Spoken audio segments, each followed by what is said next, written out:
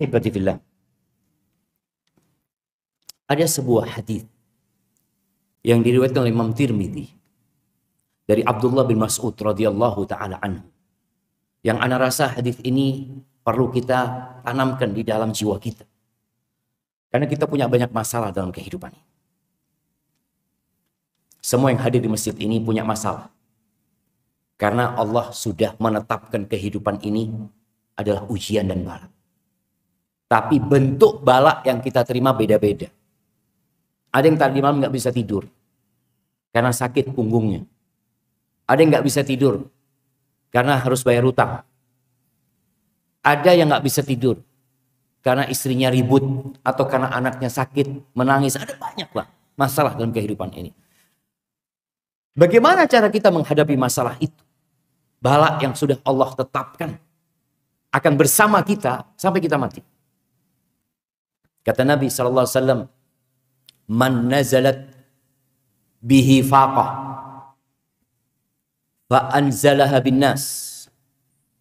Barang siapa yang turun kepadanya satu kesulitan, satu hal yang menyempitkan dadanya, yang membuat dia susah hidupnya, fa anzalaha bin nas, lalu masalahnya dia sandarkan kepada manusia.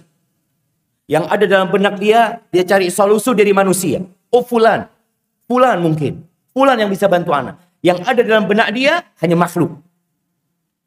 Lam tusadda faqatu.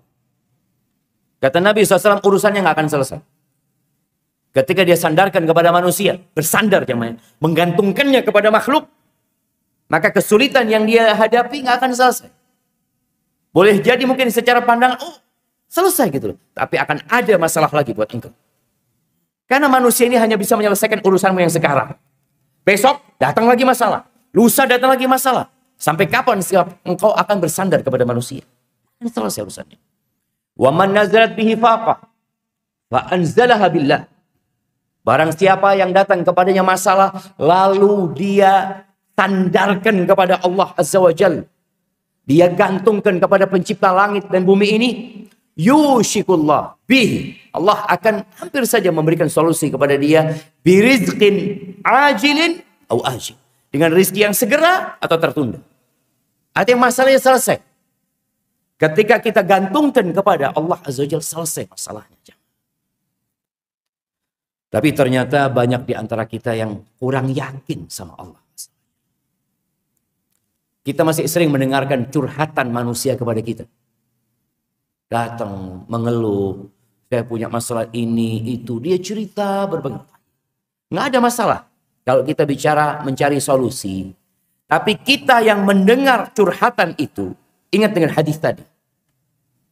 Kita perlu mengingatkan orang-orang yang curhat ini dengan hadis Abdullah bin Mas'ud tadi, bahwa engkau kalau bersandar kepada manusia, engkau masih bergantung kepada fulan. Saya punya kenalan, atau seorang yang sakit mengatakan, oh saya punya kenalan dokter, bagus dokternya, Masya Allah. Selesai, orang kalau ke sana biasanya selesai, sembuh sudah. Jangan. Kita sampaikan kepada orang ini, engkau bergantung sama Allah. Semuanya hanya sebab. Fulan sebab. Dokter sebab. Usaha sebab. Semuanya hanya sebab. Kalau Allah Azza wa Jalla tidak membantu, wallah engkau minum obat setahun pun gak akan sembuh. Engkau berpindah dari satu dokter ke dokter selanjutnya. Dari satu rumah sakit ke rumah sakit selanjutnya. Engkau pergi ke rumah sakit yang ada di luar Indonesia. Ingat, semuanya hanya sebab. Kita gak boleh bergantung kepada sebab. Kita menjalankan sebab itu, tapi hati kita bergantung kepada Allah Azza wa Jalla. Seperti seorang yang di PHK, kemudian dia berpikir, Anda mau kerja di mana? Ya udah, engkau ngelamar kerja. Tapi ingat hatimu sama Allah. Ada sebuah kisah dan banyak cerita jamaah yang sesuai dengan hadis yang Nabi SAW sebutkan tadi.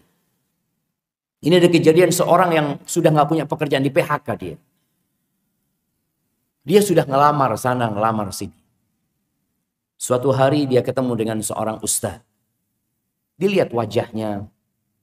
Kelihatan ya jemaah. Antum kalau mau lihat wajah orang punya utang itu kelihatan. Lihat dari samping, Coba lihat tetangga antum yang kanan kiri, kelihatan iki kok dia hutang. Kelihatan di wajahnya. Orang itu punya masalah kelihatan. Syekh ini tanya, kok kenapa? Ya Syekh, dia cerita masalah dia. Tapi alhamdulillah Syekh punya kenalan sama fulan, anak udah ngelobi fulan, tinggal nunggu jawaban dari mereka.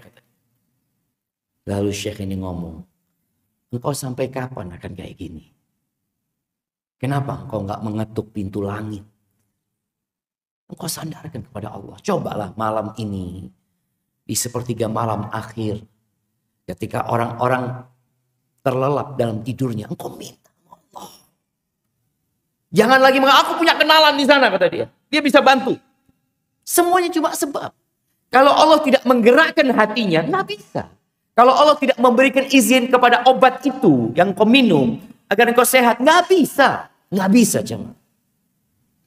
Karena lillah mulkus samawati wal ardh. Kita harus memperbaiki tauhid. Milik Allah semua yang di langit dan bumi ini. Kita ini milik Allah. Akhirnya orang ini pun menjalankan nasihat Syekh malam hari. Dia sholat, besok dia sholat lagi minta sama Allah. Di hari ketiga dia keluar dari rumahnya. Dia naik mobil, keluar dari rumahnya, tahu-tahu terbetik di hatinya untuk berangkat ke salah satu kantor yang ada di situ. Dekat sama rumahnya. Yang selama ini dia tidak pernah berpikir untuk melamar kerja di tempat ini. Kenapa dia tidak berpikir untuk melamar kerja di tempat itu? Karena dia nggak punya kenalan. Dia berpikir kalau nggak punya lobby ini itu nggak bisa, nggak mungkin diterima. Maka dia akhirnya bersandar sama manusia. Dia mencari tempat-tempat kerja yang dia punya kenalan. Hatinya bergantung sama siapa? Sama kenalan dia. Hari itu dia cerita, kok cobalah anak tak mampir ke kantor ini. Mungkin ada kerjaan. Akhirnya dia mampir. Gak kenal satu orang pun di tempat itu. Masuk ke kantor itu ada berapa lantai. Ke tempat resepsionisnya. Ke tempat informasi di sana. Dia tanya, Mas, mohon maaf ya, apa ada lowongan kerja di sini? Oh ada, kata dia. Ada, kata dia. Coba engkau naik lantai 3 ke kantor fulan, kata dia. Engkau naik ke sana, kata dia. Ini nggak kenal sama ini orang. Naik ke lantai 3, Masya Allah. Dia ngomong sama orang di kantor tersebut bahwasanya dia ingin cari kerjaan.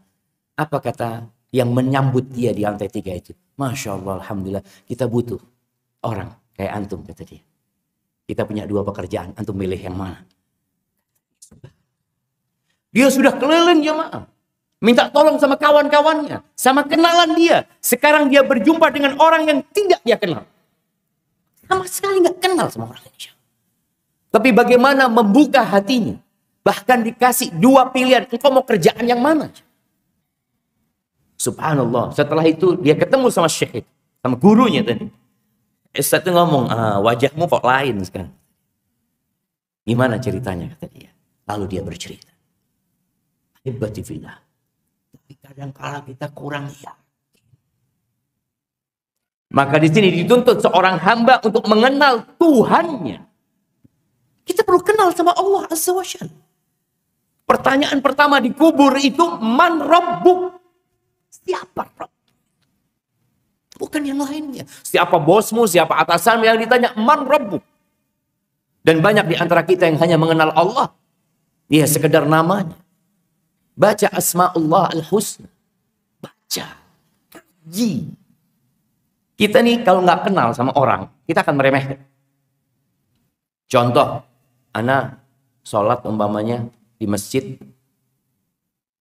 Selesai sholat, di kanan kiri ana nggak kenal sama orang itu. Tahu-tahu ada yang bisikin ana. Pak Ustadz, yang di sebelah kiri antum itu Bupati Sidoarjo. Assalamualaikum. Kita jadi lain. Awalnya biasa-biasa aja. Tapi ketika kita tahu dia orang penting, baru kita akan respect. Begitu pula sama Allah Azza wa Jalla, walillahil mathal. Ketika antum kenal sama Allah Azza wa Jalla, antum gak akan naik motor kecuali antum baca dan menyebut nama Allah Azza wa Jalla. Antum akan naik mengatakan Bismillah. Karena antum tahu kalau Allah berkehendak antum ditabrak mati. Kendaraan antum jalan, mogok, atau selip, ada truk yang lewat. Kita tahu Allah itu Rabbul Alamin. Ketika keluar rumah antum akan mengatakan Bismillah tawakkaltu ala Allah. La haula wa la quwata illa billah. Itu bentuk orang yang benar-benar kenal sama Allah Azza wa Jalla. Makanya Rasulullah SAW itu orang yang paling banyak doanya. Bandingkan dengan semuanya. Yang paling banyak doanya Nabi SAW. Beliau paling banyak bersandar kepada Allah Azza wa Jalla. Dan itu sebenarnya ikrar kita ketika kita sholat. Kita mengatakan, Iyyaka na'bud wa iyyaka nasta'in. Hanya kepadamu kami beribadah ya Allah. Dan hanya kepadamu kami minta pertolongan. Lalu kenapa prakteknya kita lebih sering minta tolong kepada selain Allah Azza wa Jalla? Kan boleh. Apabila dia mampu menolongmu. Tapi ingat jangan bersandar kepada dia. Karena dia hanya sebab.